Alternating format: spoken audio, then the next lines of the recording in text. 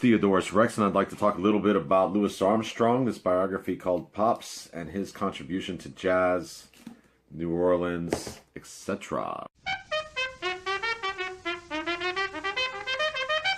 Louis Armstrong had the moniker Satchmo, Satch, or Pops.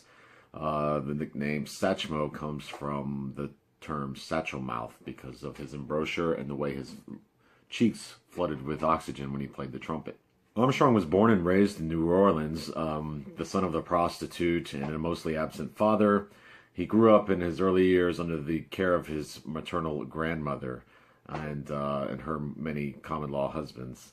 He always claimed to be born on the 4th of July. Turns out that may not have been true, but certainly made a good story for his stage persona.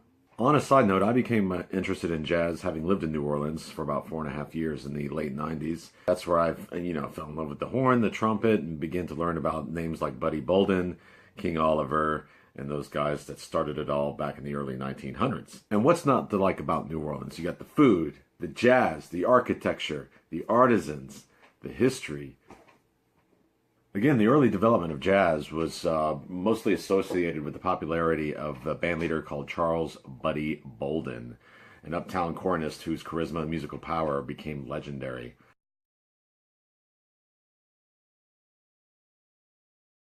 At the time, jazz was seen as kind of a slave music and was not readily accepted or enjoyed by the masses. In fact, at the time, the Times-Picayune, the New Orleans newspaper, said the, quote, musical value of nil, and we do not want New Orleans, Louisiana, having the distinction of being the parents of such music.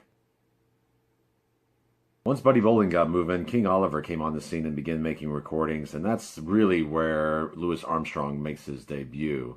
King Oliver's jazz band is often remembered as the vehicle which brought Louis Armstrong to the wider public attention.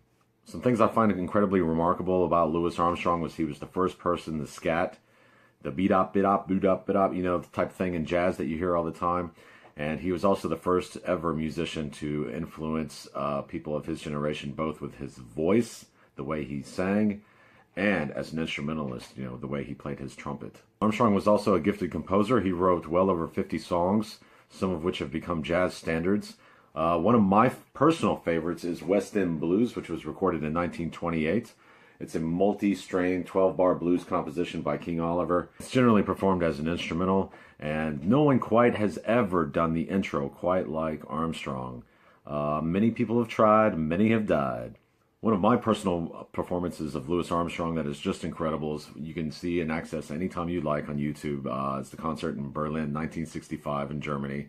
Here you can see Louis's professionalism and just his amazing virtuosity on the trumpet.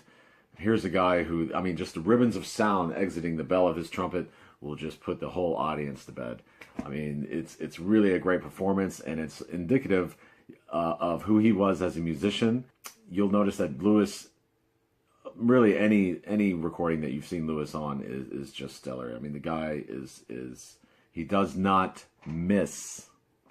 In an effort to keep this video short, I'm going to sign off, but I want everyone out there to make an effort to go to New Orleans and make an effort to see some Louis Armstrong on YouTube and to listen to his music. You will not be disappointed. I'm a guitar player, unfortunately.